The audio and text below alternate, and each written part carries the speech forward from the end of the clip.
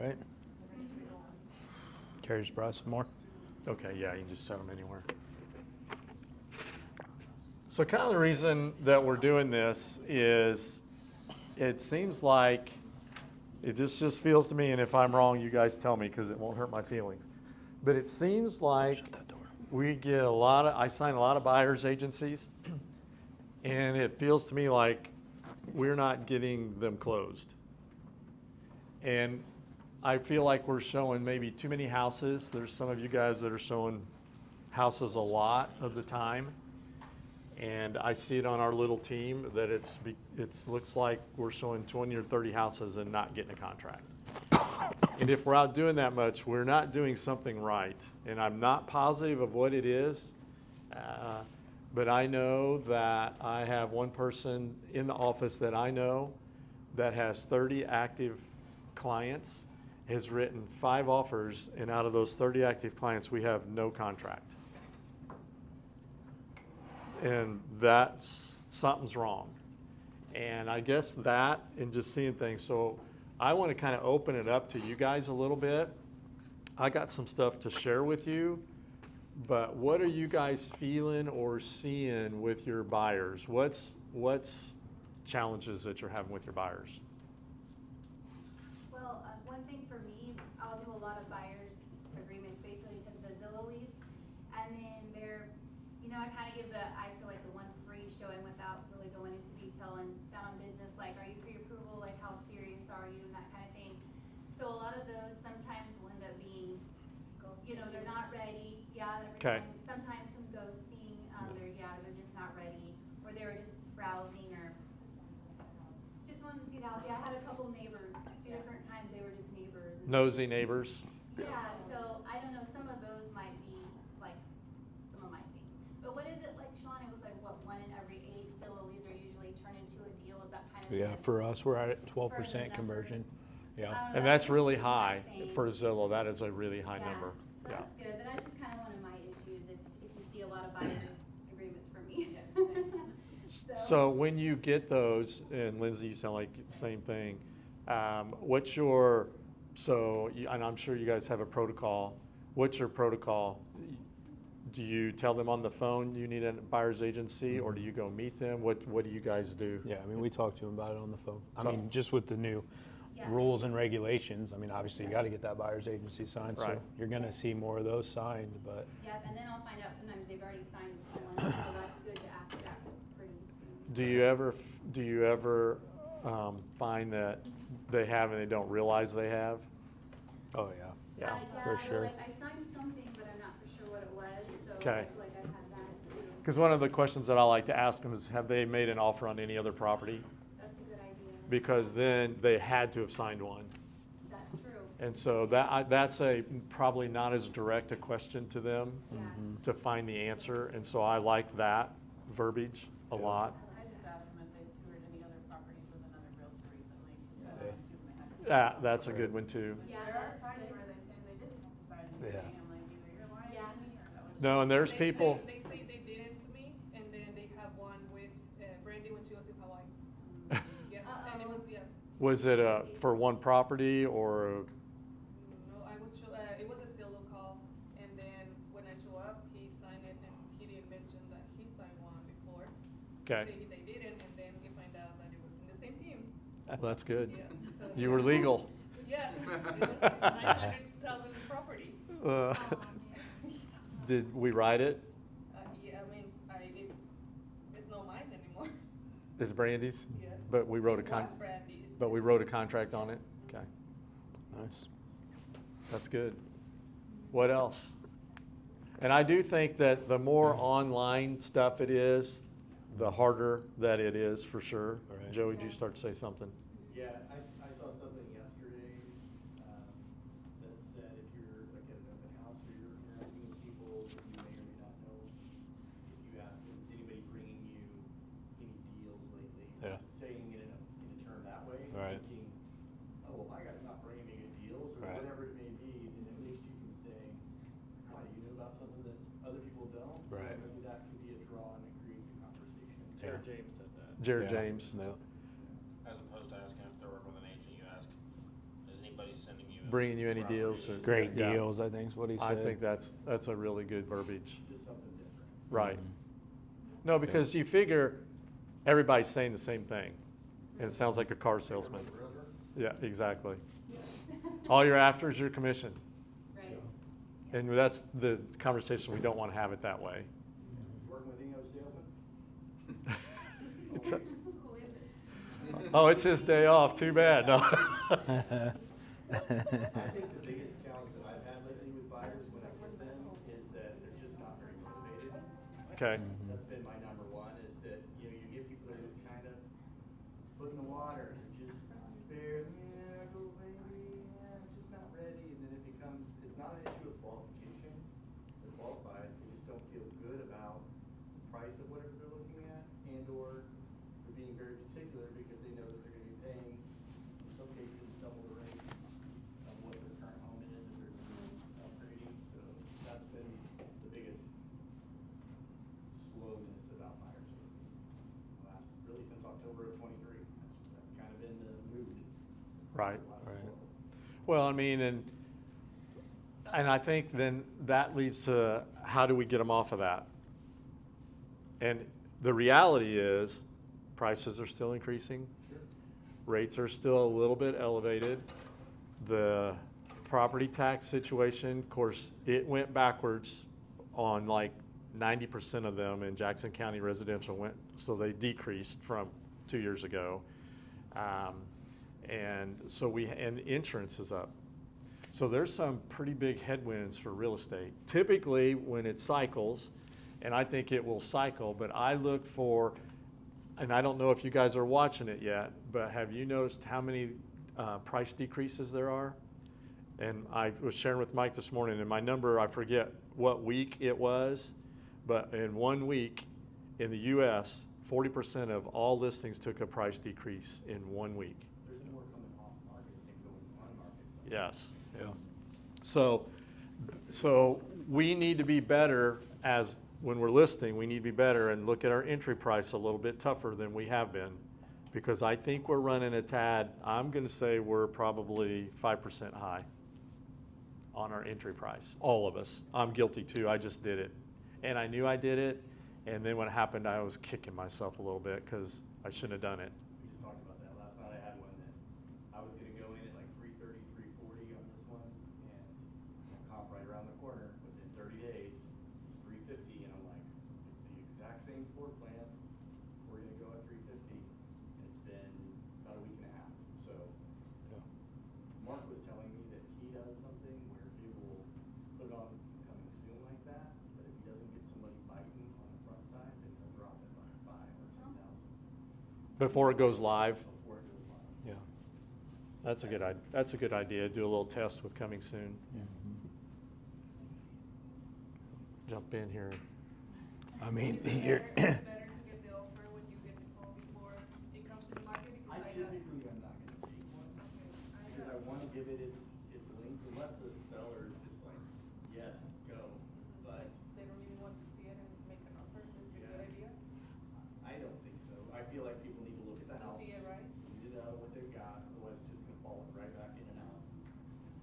We did a pre-inspection on this one that I was just telling you about, so that we could eliminate ooh, I didn't know this about it in inspections, and I was trying to do that proactively, and thinking like, if they're looking at it, they better have looked, and some agents aren't pulling up supplements and showing it, so. yeah. But I did put right in the remarks, pre-inspected, so you know what you've got. And my seller's even flexible on making repairs, it's not like they're, Right. you know, just trying to do some a little bit. Yeah. I think now with coming soon, if you get some bites, I'd probably look at them a little bit more serious than a year ago. I have one coming soon tomorrow, Mhm. and I got 2 calls last week that they wanted to make an offer without seeing the property. Yeah. But I say the sellers wanted to wait until the 25th to see, if Yeah. they get more offers maybe.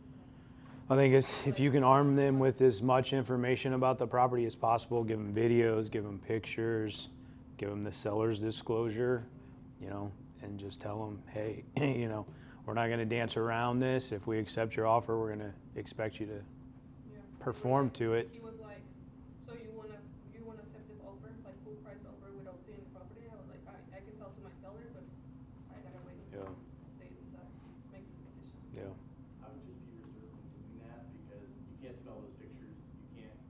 Right. there's things about it that they're just Right. not gonna know till they walk in. Yep.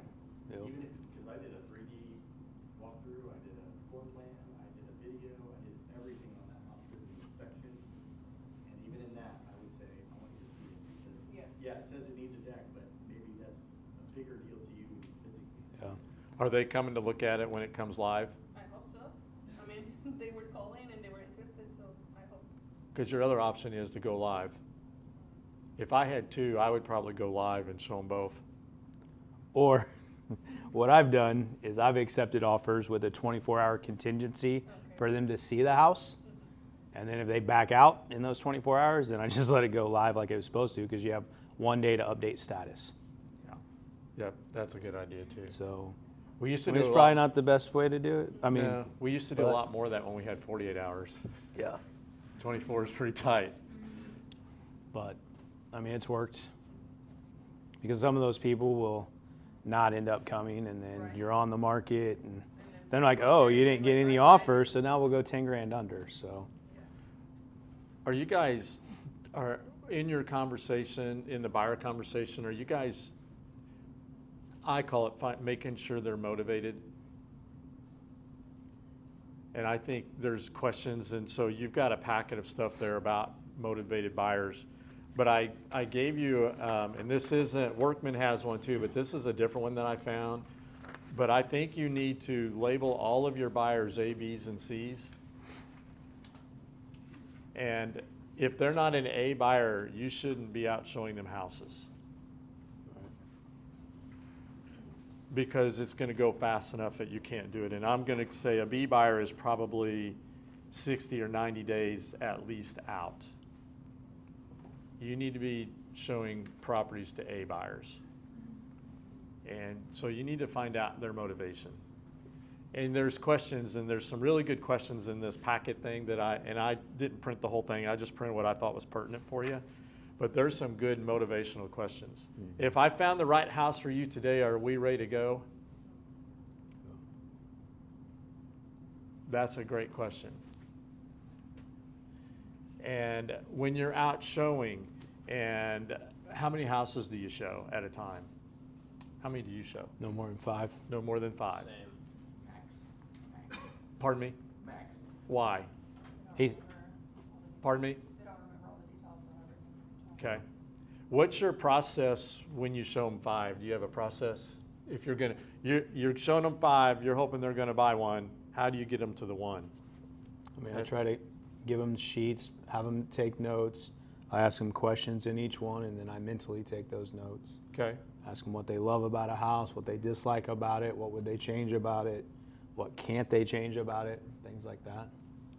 I mean, I think that's the biggest thing is the more you can connect with these people and they know you actually care about helping them find the right house and not just selling them something, that's when the people use you, you know? I mean, make the connection, make sure they understand that their needs are your priority. Don't try to sell them anything. Every buyer I sit down with, I tell them, I'm going to show you every reason you should not buy a home. I'm not going to try to sell you a home. The home's going to sell itself. You know, and when they see that happening, and I'm not just saying that, that's where, you know, my conversion rate with buyers that I meet with is pretty darn high. I mean, granted, I don't work with a lot of buyers now, right? They're my investors or their personal friends and family. You know, I have a team that runs with my Zillow leads and stuff, but occasionally I do run a Zillow lead if, you know, if everyone's out of town and stuff like that. But I think that's the biggest thing is just making sure these people understand that you're there to help them, not just sell them a home. Well, along those same lines, I will tell them many times, I will never tell you what to buy, I'll tell you what to avoid. That's how I help you avoid things, but it's your choice. You know? Yeah. So on page 20 of your packet, there's a form to help you. And you need to make sure that the house meets all their needs. We all have things we want in our house. I have things I want in my house, and so does my wife. We don't have. But the things that we need are in my house. Because you're going to get buyer's remorse if you go sell them a house that doesn't meet their needs. And so this form, because what happens is, my opinion is, if you're going to do, I think the best way to speed up the process is to slow it down. I would meet with them, of course, and I understand with Zillow leads, you can't build a relationship in my opinion, you can't build it with text and you can't build it with email. The only way you can build a relationship is either gonna be on the phone or in person. So you have to go meet. But the soonest that you can meet and just talk about their needs and wants and fill out something like this, I used to be the idiot that would jump in the car, go show them the house, and not even know what they need. And then I would sell them a house or try to sell them a house, and we would look at 20 houses. Oh no, we've got to have a 4-bedroom. I was like, oh, well, half of these I showed you was 3. I just wasted a whole day of their time and my time. So you want to present it in, you're looking out for their best interest in their time. We're all busy. We all have hundreds of things going on in life. And life has sped up with all the things, toys that we use, like our phones and stuff. But I would be the guy who wouldn't ask all the questions and make sure that you know what those needs are and what the wants are and cover those needs. One thing that's been successful for me is I got a list called the 4 things. I say, okay, name your one non-negotiable. And it can be anything, can't be price, because we can search on that, bedrooms and whatever, Right. we can search on that. And they'll say, I want X school district, for example. Then Okay. I say, okay, now name 4 things. If we found a home in your price range in that school district, that if we had those 4 things, you would make an offer on it today. And they'll name 4 things. That's really good. I like that. Well, there's more. That's the cool part. Name 4 more things that if one of those top 4 was missing, it could take its place and you'd still be okay with making an offer. Nice. And I tell them the exercise is designed to make you think because it makes you figure out what you. Do you do that in want. person before you go out? And we usually at the first listing. You start that conversation. Okay, I like that a lot. And I tell them, like, layout of the place can be changed. So Right. Right. if you need a ranch, then you gotta look at ranch. Right. If you need 4 bedrooms, you gotta have 4 bedrooms. You can't change those. But if 80% of that is all those boxes, that's probably pretty solid. In the market when there's not very much inventory, so Right. on your needs and how quickly you've gotta get it done. So motivation, big, and there's like 10 questions to ask on this form to help you determine if they're A, B, or C. So, Shane's guys. yeah, Shane? 2 things. I'm like Shaun. I try to show a house like an inspector in a sense where I'm calling out the negative things that could potentially be an issue later. I mean, they're gonna see the grant, they're gonna see the cool features, the stainless appliances, the stuff, but I'd rather call out the negative because like Shaun's saying, that forms a report that shows that you're truly for them. And you're pointing out the bad things. They know you're gonna be there for them. And also, along the lines of what you're saying, dialing in the search saves so much time. The more you dial it in, we can always, and I always tell people, we can always expand or we can always adjust that. But the more you dial it in the beginning, the more time you're gonna save. Because I was the Pop-Tart agent too, who, pop up as soon as you wanna see something. But the more you ask and the more you dial it in, the better you're gonna be. Yeah, I had a client that I showed over 40 houses to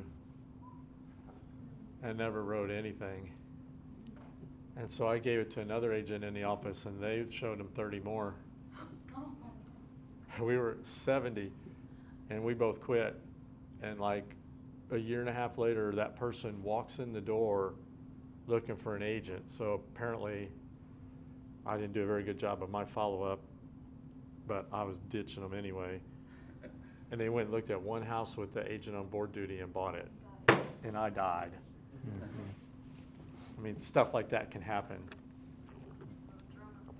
But, yeah. But I didn't do any of this. I didn't find out needs, wants. This is when I just ran. And it was stupid.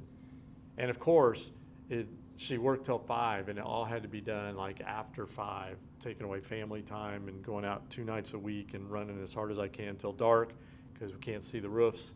And yeah, don't do that. What other challenges to get them to contract? What are pushbacks? One that Miranda had was the dad was a problem. of the buyers where he just knew more than Miranda, even though she's a full-time real estate agent. He knew everything about everything. No, actually, it wasn't Miranda. It was That was Tara. Tara. Yeah. It was Tara. They finally It was one. closed. Yeah, it was Tara. They finally what? Closed. We called them the headlamp crew. It was during the Sorry, inspections. wrong one. You're thinking of my condo. During the inspections, the dad and the son wore headlamps and walked During the- around. You're kidding me. You didn't know that? During the day, right out. That's folklore. Yeah, and they finally closed, thank God. I've never seen that. They're the headlamp crew. Wow. I saw the coolest thing a guy showed me yesterday, because sometimes I need more light. He had a ball cap that had a LED light under it. You just clicked it and chink. I was like, that is so cool. I wrote the brand down because I'm going to buy me one of those.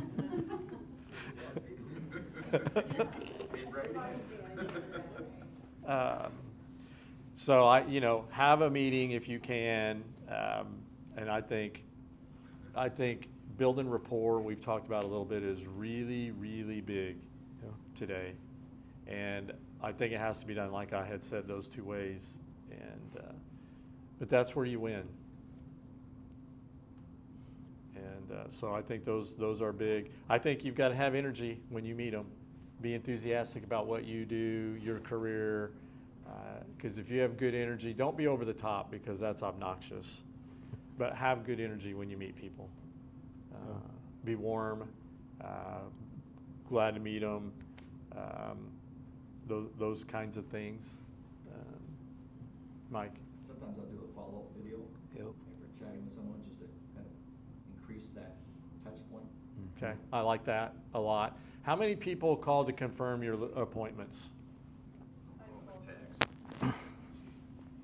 So I never call them, ever. I believe you should text them or video text them, like, hey, so they get to see you before they see you, especially some of the cold ones. Just do a quick, this is David with Remax, looking forward to seeing you tomorrow at 1, can't wait, done, 10 seconds.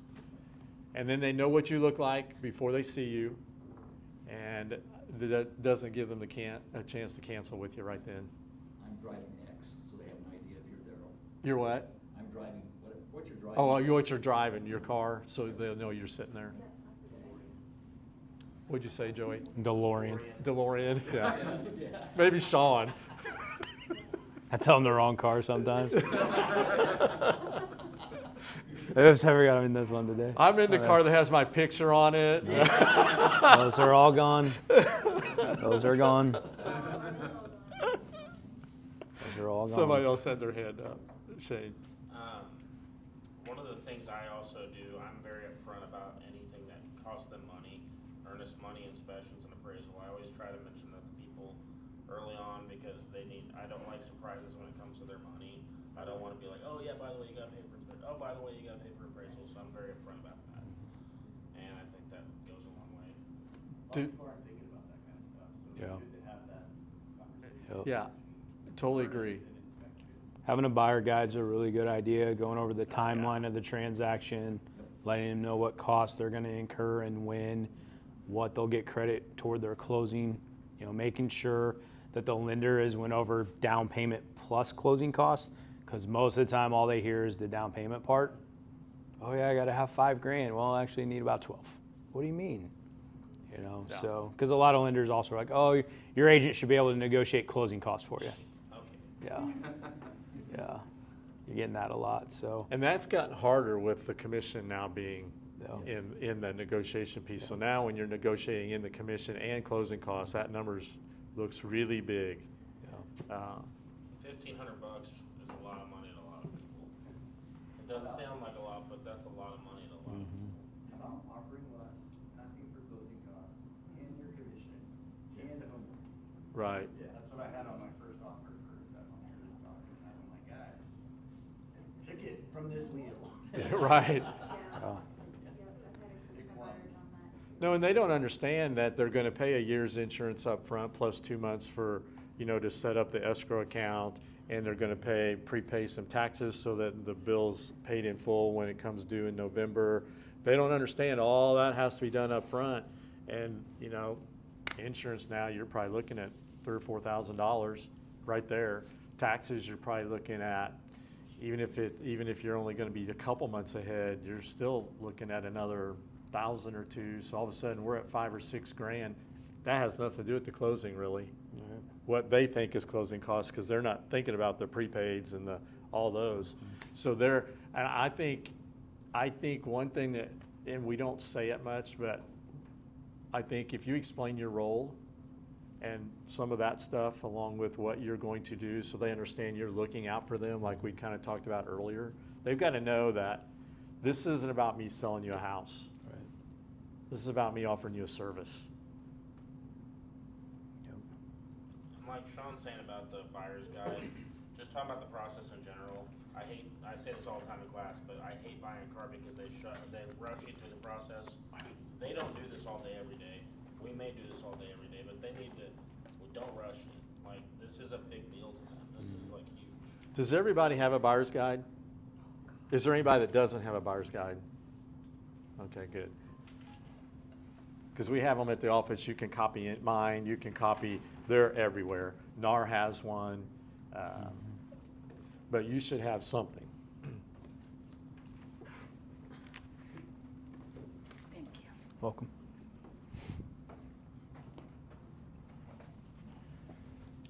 Trying to think. When we go out, are we pre-qualifying enough, not lender-wise, are we asking the questions to know, figuring out ballpark what they can afford or what their price range is? Are we doing a good job of that? So if they're looking at a $350,000 house, we're not showing them a $250,000 or showing them a $450,000, so that we squeeze that down. So that's just so we're not outside our bounds. I think the pandemic helped us with that quite a bit, go through how we had to get some of that stuff before looking, and then Yeah. I think just publicly, people have been educated more about having to get a pre-approval before going. Yeah. than it was before. I never asked for the pre-approval before, like when it's a Zillow, but this Sunday I have to because it was like 3 showings for the same couple. And I was like, okay, I'm gonna be out for a while, and then ended up being 5 more. Like driving around and then calling agents to see if I can get access to the house. So it was I guess, more serious to have the pre-approval before. No, and if the conversation goes well, I think you have to, that's where I think what you do, being good with people, helps you, because you'll be able to feel that when I would start leading probing questions up to it before I just came out with it. But I'm here. Once you've met them once, and if it goes well, I wouldn't go anywhere else without a pre-approval. I don't ask for a pre-approval either, I just say, where are you at in the financing process? Yeah. Are you working with somebody on that, or do you need Yeah. some help there? And that way, it's not saying, Yep. let me see your check. You know? Right. It's, where are you But at at in least that I know process, that and they can I were help you serious to get, with that? yeah. Right. I mean, if not, I will be wasting all my Sunday. Right. And just so you guys know, over 30% of all transactions in '24 were cash. Yeah. The 2 ways I get them, I would recommend them talk to a lender, are because I want them to not, you may be able to be pre-approved for them, but I want you to be comfortable 6 months, a year, 2 years down the road after you buy a house. I want you to make sure, because you can be approved for whatever, but I want to make sure you know your house payment. You know what that payment is, your taxes. Exactly. Right. I want to be upfront about that. And then also, I always say, if you find a house you love, by the time you get pre-approved, it might be gone. So, making sure you're pre-approved, ready to rock and roll. People buy the house, but they live the payment. Yeah. So I got one that she wanted to be under 160, and then Ooh. she requested a property for 245, is one of your listings. Oh. Yeah, and. She I wouldn't was come like- down at yeah, 160? And I asked, yeah, and I was like, okay, she wanted to be like under 160, and then she's requesting for a property way higher. So, and then she. So how did you handle that? Well, I was gonna show the property, but I asked them before if they were pre-approved, and she avoided the question. So she never answered like if they were pre-approved. And then every time that I will bring it up, she won't say anything. She just like, oh yeah, I just wanna shop around and this. But since that happened with that property, it's no Yeah. So, yeah, I don't know. if Probably doesn't qualify. Yeah, that's I probably would- what it is. She didn't even like return my call or like text to see if we were gonna go see that property or I not. mean, the pre-approval word is like a dagger to some people. You Yeah. say it over the phone especially. Well, I You met will her run off before. as many people as you will Yeah. ever meet by saying that word. Like, I had Zillow leads in Lakewood where there was a specific home that required a pre-approval for me to even set up the showing. And when I would have that conversation with those people, they would just get like the nastiest Yeah. face. Well, I live in Lakewood, I can't, I've never had to have this, that, whatever, and sorry. it's Well, just I feel required like of that of person that, was and then they're kind not qualified, they just wanna look at a nice, pretty house, so. Yeah, that's what I wanted to know, like if they are least like pre-approved or no, or, I mean, we went to a property in Odessa and she was like, just like, oh, this has mold and run away, like, oh, if I stay there, like I will stop breathing and stuff, so I was like, okay, this person is a little traumatic, Yeah. kind of hard, yeah, I was like, it's just hard to Probably handle. anyway. And then, yeah, I don't know what to do, I've been texting her to see if she still wanted to see the property, but Yeah. nope. Ones like that, it's okay to walk away from. We don't wanna like respond to you. And it's cause I saw that somebody tagged her on her listing, and I was like, okay, so she's looking for a property. Right, right. Yeah. It's a good indicator. I love it when they ask, that's always nice. Right. Like, when we were starting to set up showings, they're like, so if I happen to love this house, what's like the first steps? Then I might kind of go into that before I actually meet them if they ask, so, on the Zillow leads anyway. You know, and I think that's why that buyer timeline piece should be in your buyer packet so that they can see the process and realize, oh, loan application, loan approval, the steps that it goes through. Because they don't know. I just had a really good client that back in the foreclosure days, I did a short sale to keep them from being foreclosed on and sat at them with the kitchen table when they're just really crying because they're losing their house. And now they've come back, and this is our third one, but now we're really back on our feet. And so they've done 3 deals with me, and they still don't understand the process of inspections, timeframes, appraisal timeframes. You still have to go through, while we do it every day, they don't. And you have to take those baby steps and just go through it. And honestly, if they have to ask us, we're too late.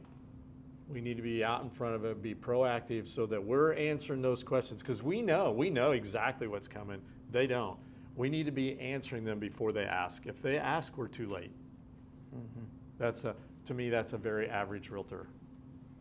Sometimes that timeline on the front side, like I've got some pretty good students that are coming to buy their first home, and they may be way too ahead of the process. They're Yeah. just learning at that stage. And as long as everybody understands that and know it, then okay, this is gonna be somebody who's gonna need help in October or November. Not necessarily today, but we're getting educated. And a lot of times people just think, oh, somebody called me, they wanna look at a house, let's go, all right. Oh, this isn't really happening, and then they don't follow up.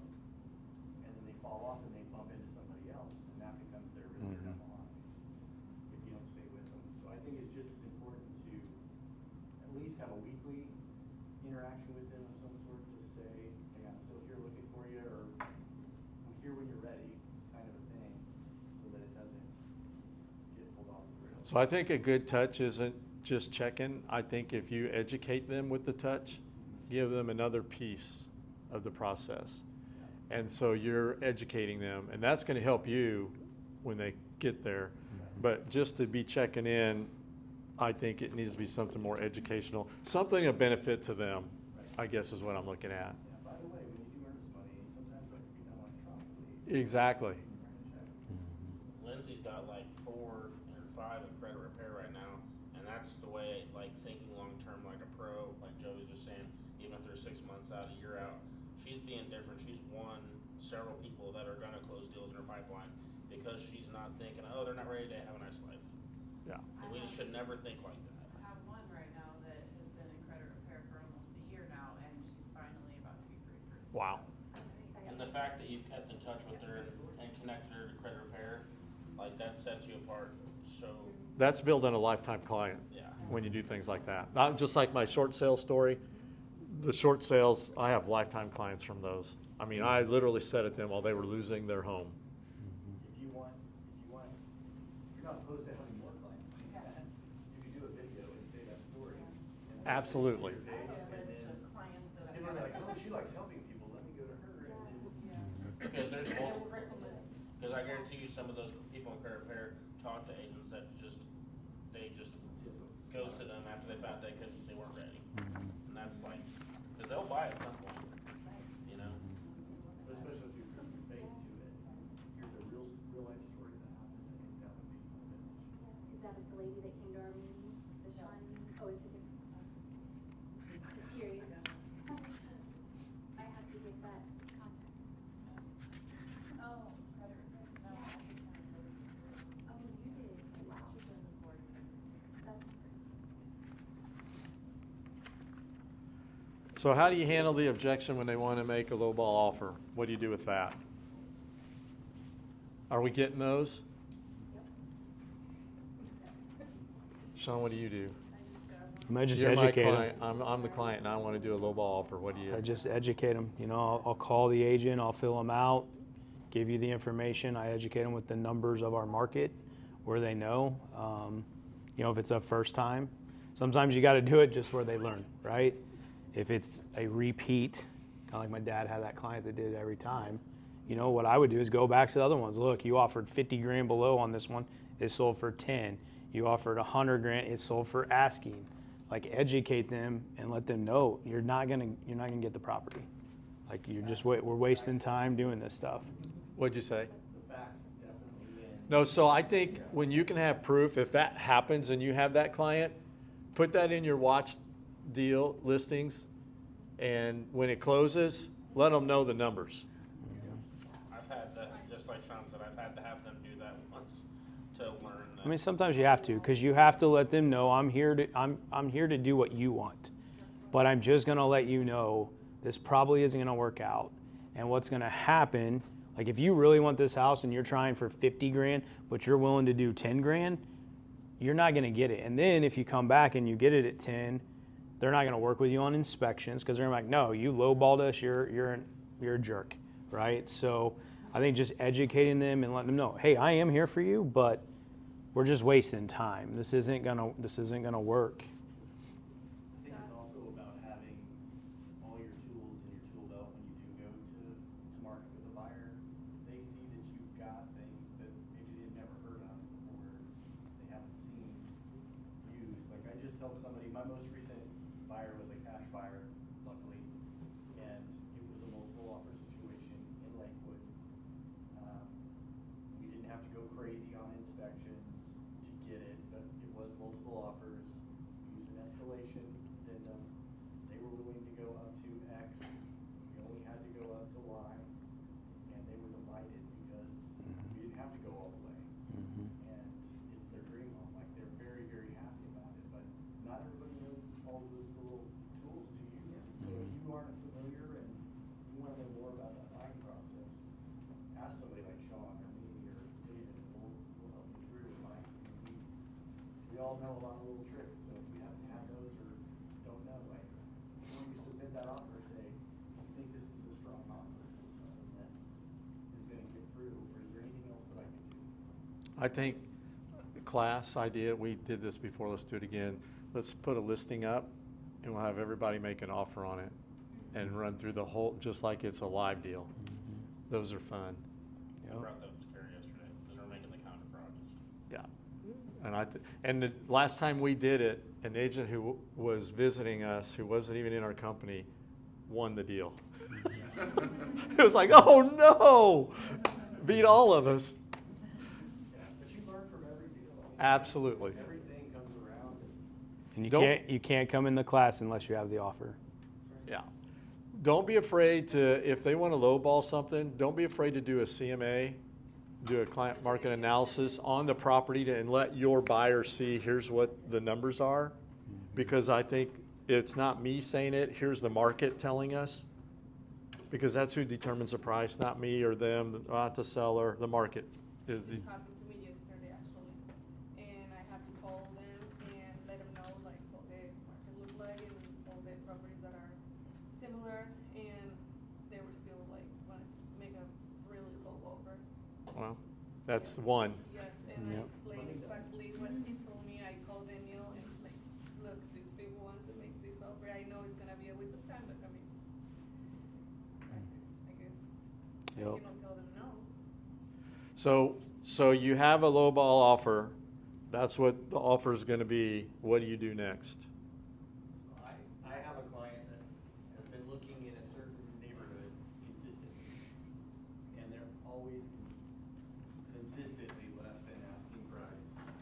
We've yet to write the offer, but I will always contact the other agent and say, hey, I just want to let you know my people are very interested in the property, but they're not there on price. This is where we would be, so the seller decides to make anything different in the writing up. That's what exactly what I did. Like Yeah. contact the listing agent, call them, and then let her know what's gonna, like, they were offering too low and just too willing to negotiate. You never know what that seller's thinking. They might think, you know what, I thought he was high at this number anyway, so yeah, we'll take that right now. I like it when an agent does it because it gives me ammunition Yeah. with my seller. Where you get them laugh. Yeah. Yeah. I told you this is where we should. Yeah, exactly. Hey, Dave, when it comes to lowball offers, I see two types of buyers potentially. One who's just cheating, and they're gonna lowball every time. Then I had one the other day, he just didn't know. So it was about educating with CMAs, talking about the house, and he made an offer, and he saw they went over asking like X amount. So we ended up, after the education process and seeing what happens, he ended up buying cash, escalating, we won. And he had to learn to see it. Mhm. Yep.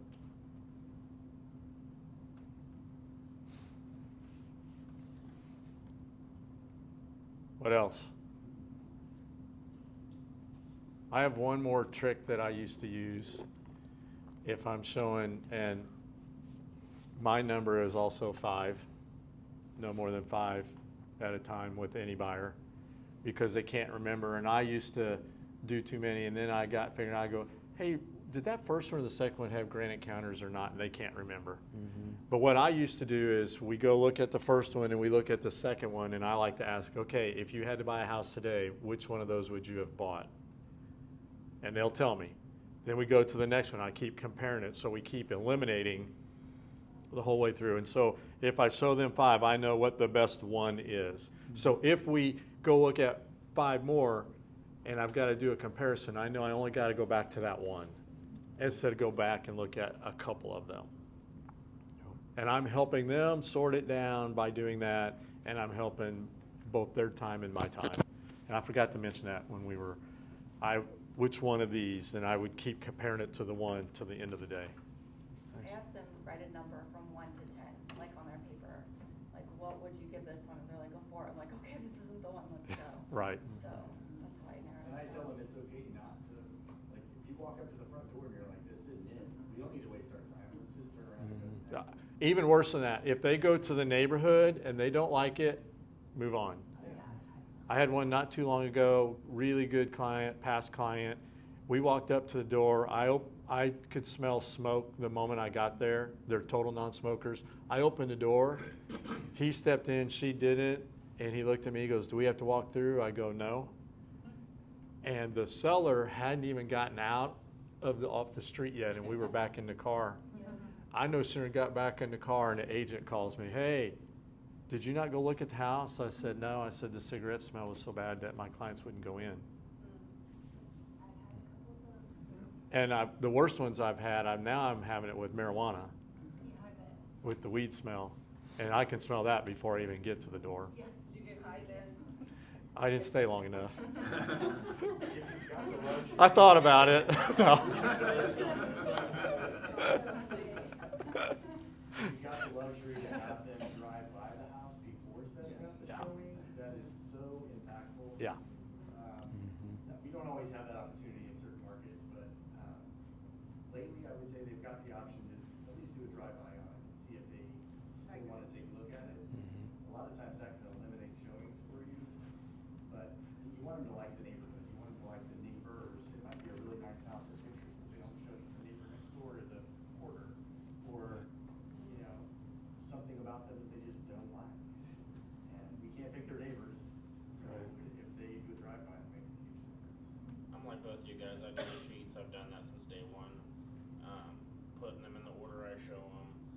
take notes, give them a pen, and it goes a long ways, and it makes you look organized. Yep, I do that. I have a copy for me, and I do mine. Mine are all black and white, so I know those are mine, and the clients are all color, so I know it's theirs. Our office is too expensive. I just do everything black and white. I print an MLS sheet, the seller's disclosure, staple those together, that's what they get. Yeah. And then I take a, agent poll with me, and that's what I got for each one. Yeah. And I put them in the order of where. I do the same thing. What else? Any other? What if they just want to wait? I gave you a sheet, and I like handing them educational things. You have this sheet on your packet there, and it gives you some really good talking points about waiting. So my belief is right now, and my belief has been this for the last 2 or 3 years, is that the entry level is getting steeper to get in. And as long as we are in this inflationary where prices of housing continues to go up, that step to get in gets bigger and bigger and bigger. They got to get in, and then they can ride it, and the step never gets bigger. But if they don't get in, this entry thing gets tougher and tougher because they're losing out just on the cost, the inflation of the houses. Because historically, it's usually 2 to 3%, but the last probably 7 years, it's probably been more like 5 to 7%. So it's going pretty fast. And a house that would be $400,000 5 years ago is $550,000. So there's just some good bullet points here, but you need to be able to have that discussion of why wait. When's the best time to have bought a house? 10, 20 years ago, whatever it is. What's the next best time to buy a house? Now. And that's the truth. They're either buying someone's house or they're paying for somebody's house. Either it's their own or somebody else's. Right. Because and if you look at real estate, other than in the history, and I'm talking the last 100 years, the only time it went backwards, like for any period of time, was in 7, 8, and 9. That was it. And that was the crash. We caused it. When you can go borrow 125% on your house, everybody did it. A whole bunch of people did it. And what happened? Yeah. They walked away. They walked away. Why pay it? I'm never going to pay that $50,000 over the value of my house back. They just walked. But now it's worth 100 more. Yeah. Now. So it could have worked out. If you could have held on. Yeah. But the other basic things, whenever you're setting up searches and stuff like that, on residential detail, make sure if they're VA buyer, FHA buyer, USDA buyer, you put that loan type at the bottom of that section, at the bottom of that tab, because it'll save you a lot of time. There's nothing more frustrating. Early on, this happened to me. I'll tell myself, and you learn from it. You didn't look, and it's not FHA or it's not VA eligible, and it's a cash conventional option only. And then you go out there, and then you're mad at yourself, and you give your client false hope that they could have gotten this house because they're VA or FHA, and it's not even an option. Oh. So make sure you're double checking that loan type. Every now and then you can make it maybe work. I've seen that before. And I'll ask the question. You have your client send you a house they saw on Zillow, and it actually looks pretty nice. And then you call, will this actually go FHA or USDA? That happened the other day. No, it won't. Crack windows or something like that. Yeah, or you can negotiate, and then seller or buyers will help with that, or It saves you a lot of time. for sure. I had one in Odessa one time, and I had marked it as not FHA or VA on the listing. And the buyer came as an FHA. They said that they would do their own repairs on it. And the two things that came out on the appraisal for FHA were like very minute. It was, spacing between the rails on the deck. They threw some lattice out. And I've had that same thing happen. There was a trip hazard on the sidewalk walking up to the front. They threw down gravel, and that A sufficed. basic handrail for $100. Super simple. So Doesn't even have to be the Cadillac handrails, just a handrail. right. I've used the two before for a handrail. Oh, yeah. And you never know what they're gonna actually call out. You get 10 different appraisers out there, you're gonna have something get called out that Correct. Any other questions or thoughts? Expectations Uh, Set expectations. That's why the conversation is so important. You have one sheet that says the complete buyer process. Look at that, and before you go out, make sure, but you can just go right down this to make sure that you're ready and you're doing what you should be doing. Because I think, honestly, buyers can be fun. You really get time to build a relationship, and buyers are going to be your next seller. It's very fulfilling. It's very fulfilling when you actually can get the process. Right. But remember, they can also be liars. So Buyers are liars. that's why you want to be careful, like classifying someone as a C buyer.